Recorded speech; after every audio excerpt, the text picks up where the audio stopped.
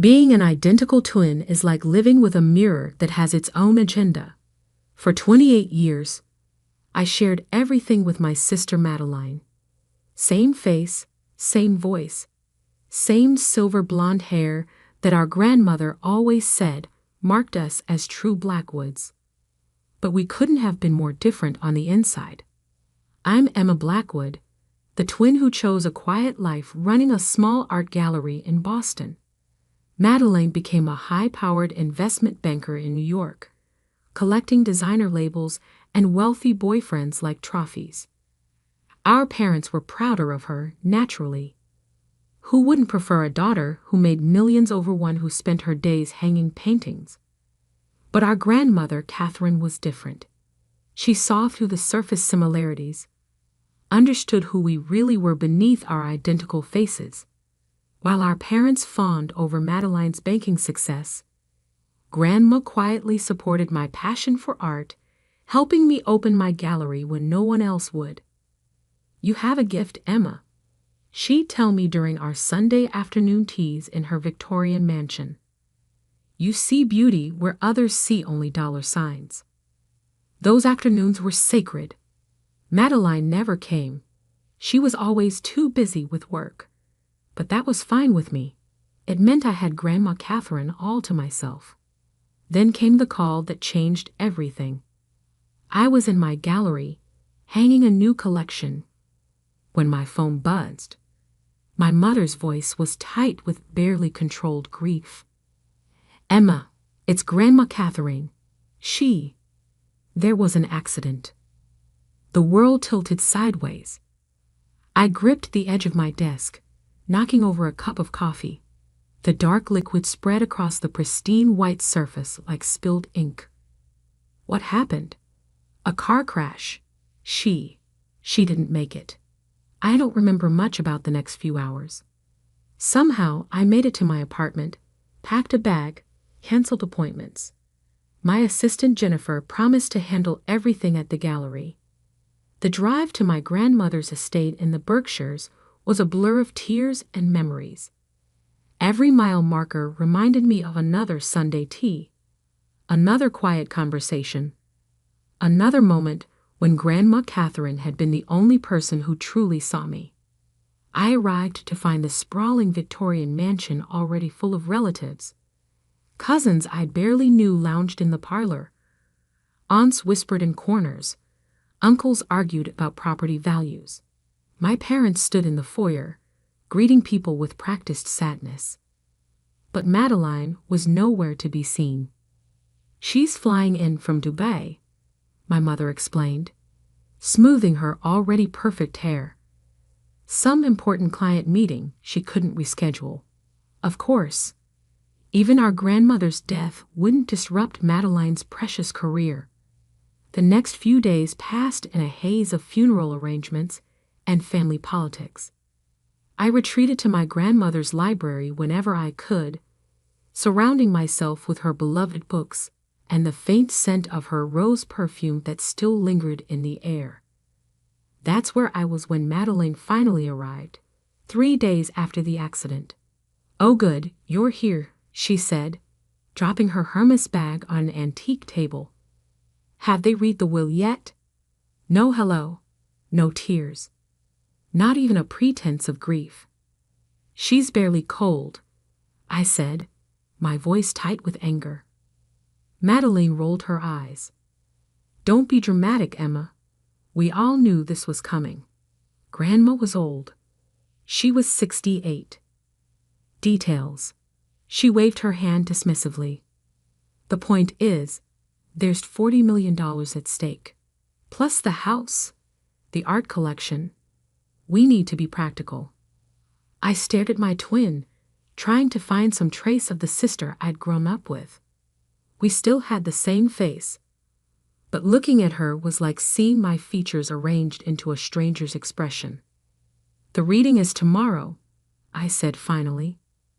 "Mr. Harrison, Grandma's lawyer, is handling everything." "Perfect." Madeline smiled, but it didn't reach her eyes. "Get some rest, sis. Tomorrow's going to be interesting." Something in her tone made me uneasy, but I pushed the feeling aside.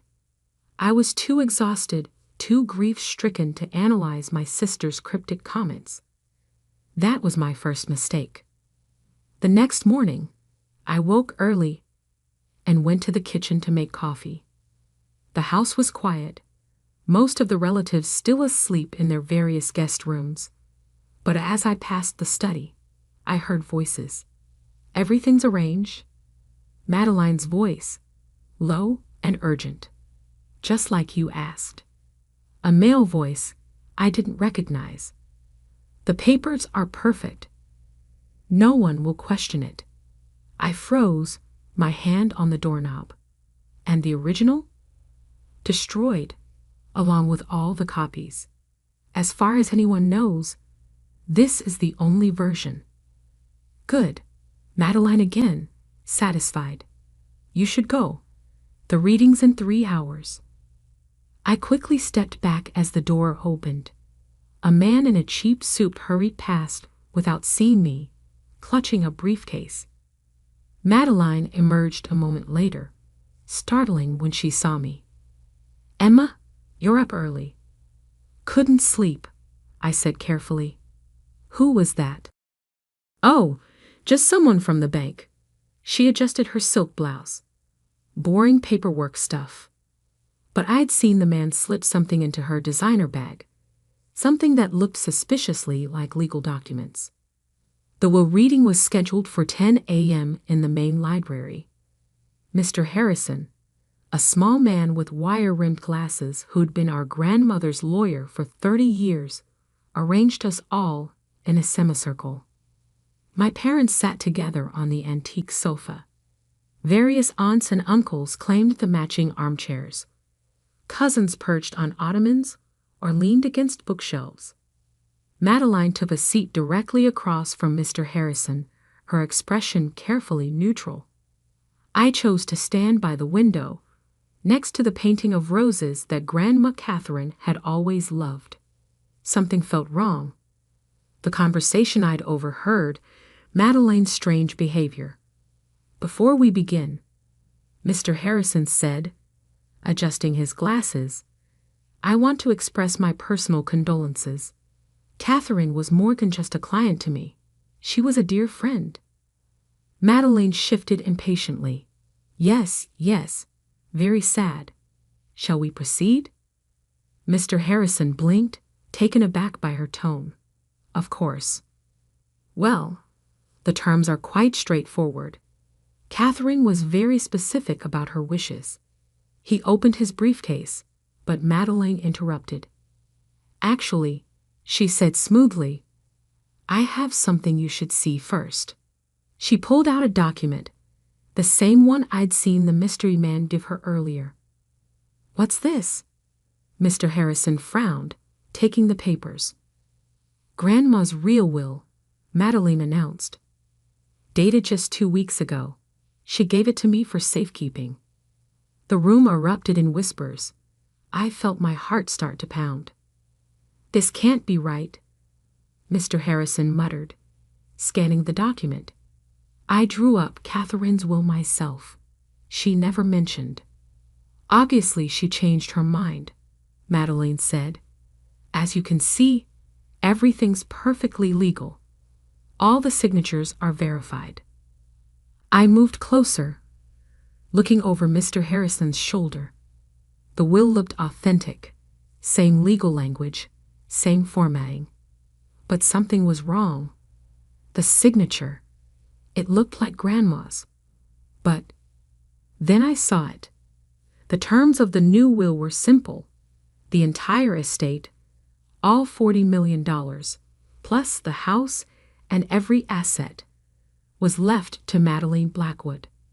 I felt the blood drain from my face. "This is a lie," I said, my voice shaking. "Grandma would never." "Do you have proof?" Madeline challenged, her eyes glinting.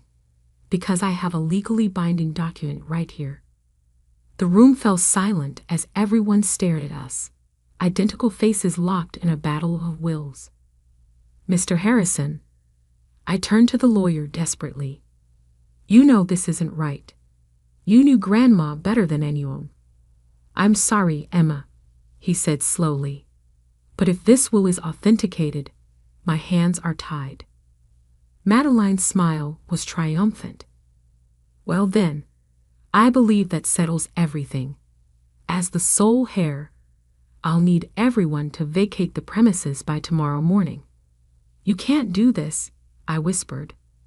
She stood, gathering her things with practiced elegance. I already have, dear sister, and you can't prove otherwise. As the family filed out in shocked silence, I remained rooted to the spot, staring at the painting of roses. Grandma Catherine had taught me to paint those roses herself, spending countless patient hours helping me get the shadows just right. Now my twin sister had stolen everything, our grandmother's legacy, my inheritance, even my identity. Because that signature on the will, it wasn't Grandma's at all. It was mine. Being identical twins meant sharing DNA, fingerprints, and virtually indistinguishable signatures. My entire life, I'd been careful about signing documents precisely because I knew Madeline could mimic my handwriting perfectly. But I never imagined she would use my signature to forge our grandmother's will. The day after the reading, I watched from my old bedroom window as moving trucks arrived. Madeline wasted no time claiming her prize, directing workers to pack up our grandmother's antiques and artwork. Miss Blackwood? A quiet voice interrupted my thoughts. I turned to find Agnes, our grandmother's housekeeper of 20 years, standing in the doorway. Her eyes were red from crying. I'm sorry, Agnes. I know Madeline's asked everyone to leave. That's just it. Agnes wrung her hands nervously. There's something you need to see. She led me down to the kitchen, checking twice to ensure we weren't followed. From beneath her apron, she pulled out a small leather-bound notebook. Your grandmother's diary, she whispered. She asked me to keep it safe. Said it was important you find it if anything happened to her. My hands trembled as I took the notebook. Why didn't you give this to Mr. Harrison? Because Ms. Madeline was watching him like a hawk. But that's not all. Agnes glanced around again before continuing.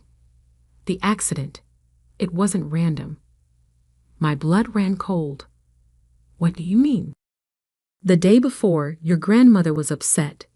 She discovered something about Ms. Madeline, something to do with her banking work.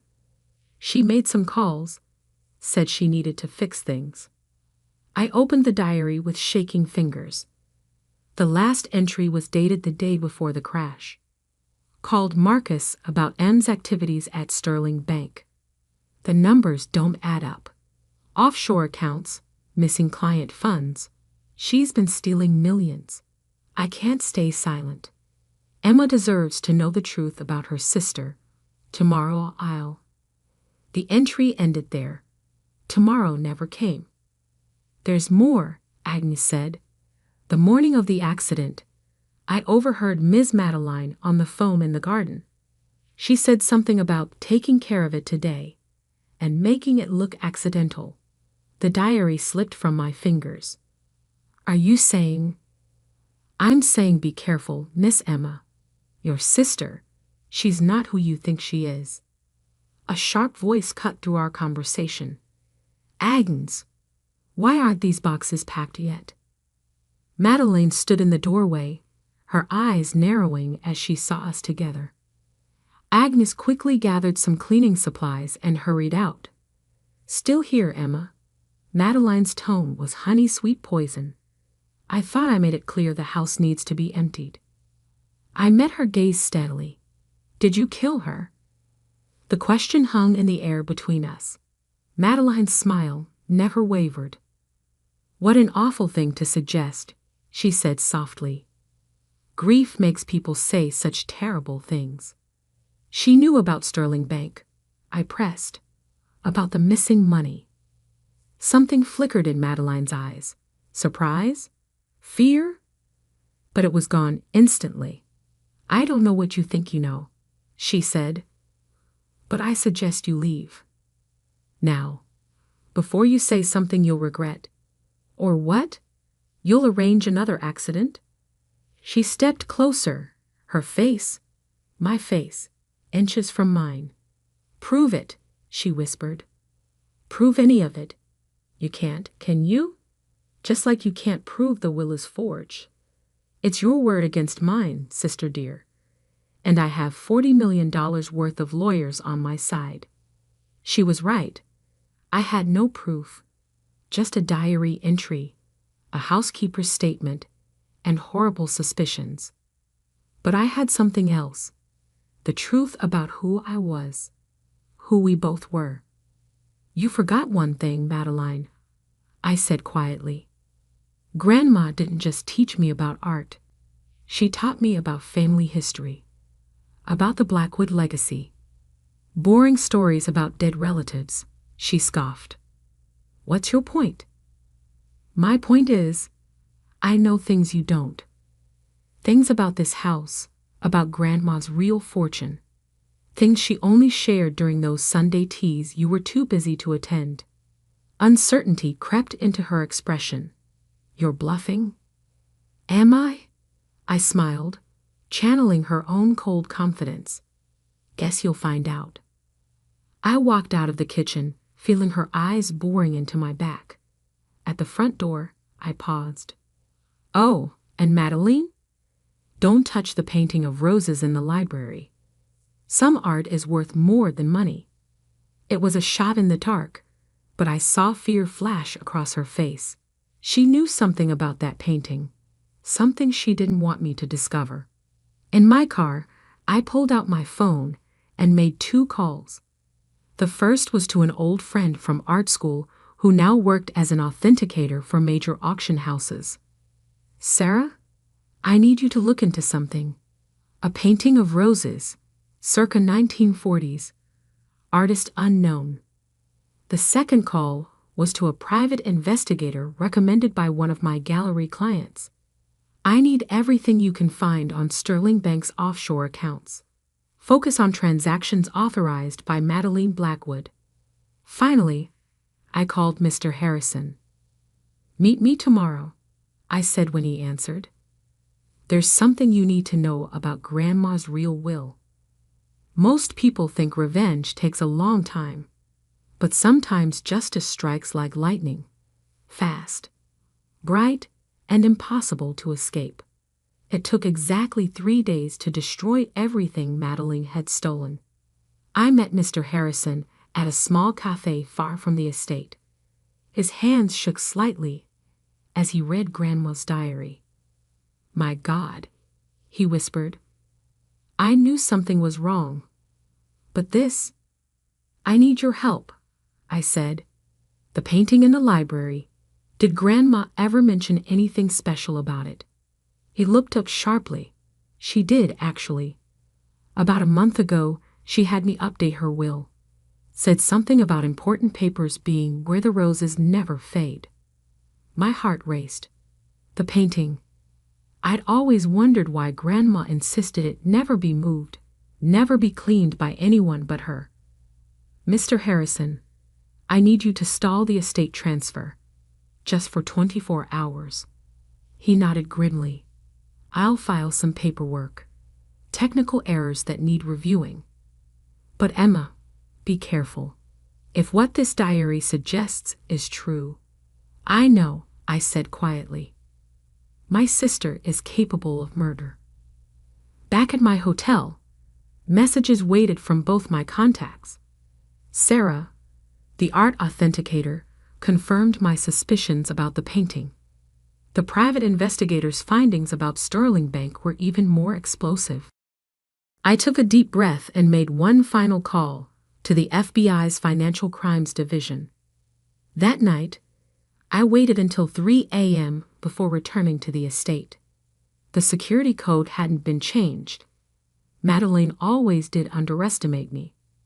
The house was dark, empty except for the furniture Madeline hadn't yet moved. In the library, Moonlight filtered through the tall windows, illuminating the painting of roses. With trembling fingers, I felt along its heavy gilt frame. There, a slight catch, a hidden spring. The painting swung away from the wall like a door, revealing a small safe built into the wall behind it. I smiled, remembering all those Sunday afternoons when Grandma taught me to paint roses. She hadn't just been teaching art. She'd been showing me exactly where this safe was located. The combination was simple: my birthday, not Madeline's. She'd been born 2 minutes later. This was how Grandma had always told us apart, by remembering who came first. Inside the safe lay a stack of documents: bank records, surveillance photos, and a USB drive. But most importantly, there was another will. The real will, dated just 3 days before Grandma's death, with a letter attached. My dearest Emma, if you're reading this, something has happened to me. I've discovered what Madeline has been doing at Sterling Bank. The stolen money, the fake accounts, all of it. I've gathered proof, but she knows I know. I fear what she might do. I'm leaving everything to you because you're the only one who understands what truly matters. The money, the house, they're just things. But integrity, truth, justice, these are the real Blackwood legacy. All my love, Grandma Catherine. P.S. Give the USB drive to the FBI. They'll know what to do. At that moment, lights flooded the library. Madeline stood in the doorway, her face twisted with rage. "How did you know?" she demanded. "Because I paid attention," I said calmly, despite my pounding heart. "All those Sunday teas you missed. All those boring family stories you ignored. Grandma wasn't just sharing memories, she was leaving clues." "Give me those papers," she snarled, stepping forward. "It's too late," I replied. "The FBI already has copies of everything. They're probably at Sterling Bank right now, seizing records of all your offshore accounts." Her face went pale. "You're lying." "Am I? Check your phone." As if on cue, her phone buzzed. Her hands shook as she read the message. "No," she whispered. "No, no, no." "Yes," I said quietly. "It's over, Madeline. The fraud, the fake will, and—" I held up Grandma's diary. The truth about her death. She lunged for me, but never reached me. FBI agents emerged from the shadows, where they'd been waiting all along. I watched as they led my sister away in handcuffs, her perfect composure finally shattered. The aftermath was a whirlwind of headlines. Bank Herarrested, Fraud,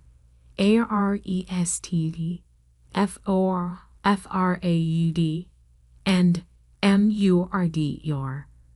Twin sisters, inheritance battle, Reval, Dagly Heskijin, Sterling Bank Skadal, Bly Alhiones, in Client Philandes messing. The truth came out quickly after that. Madeline had been stealing from clients for years, hiding the money in offshore accounts. When Grandma discovered her scheme, Madeline arranged the accident, not realizing Grandma had already documented everything. The forged will was just her final attempt to gain control of all evidence against her. She never imagined the real proof would be hidden behind a simple painting of roses. 1 year later, I stood in the library again, now restored to its former glory. Madeline was serving 20 years for fraud and murder. The stolen money had been returned to Sterling Bank's clients, and Grandma's real will had been executed exactly as she intended. I kept the house, turning part of it into an art gallery showcasing young artists. The painting of roses still hung in its place of honor, no longer hiding secrets, but serving as a reminder. Sometimes justice blooms in unexpected places. Agnes still worked as housekeeper, now more family than employee. Mr. Harrison helped manage the charitable foundation I'd established with half of my inheritance, supporting arts education for underprivileged children. Your grandmother would be proud, he told me one afternoon, watching local kids take art lessons in what used to be the formal dining room. I smiled, touching the locket I now wore, the one Grandma had always worn during our Sunday teas. Inside was a tiny painted rose, a reminder that beauty and truth go hand in hand. She knew, I said softly. She knew that someday the truth would come out. That's why she left all those clues, all those little breadcrumbs for me to follow. And Madeline, he asked, do you ever visit her? I shook my head. Some twins grow apart. Some were never truly connected to begin with. She chose her path, just as I chose mine. Later that evening, I sat in Grandma's library, my library now, and opened her diary to the last page. Below her final entry, I had added my own. Dear Grandma, justice has been served. The roses still bloom, the truth still shines, and your legacy lives on. Not in money or property, but in the lessons you taught me, that art can reveal truth, that patience defeats greed, and that real wealth isn't counted in dollars, but in integrity. Thank you for showing me the way. Love always, Emma. Outside, the sun set over the Berkshire Hills, painting the sky in shades of rose and gold. Sometimes karma doesn't just strike. It blooms, slowly and surely, like flowers in an eternal garden.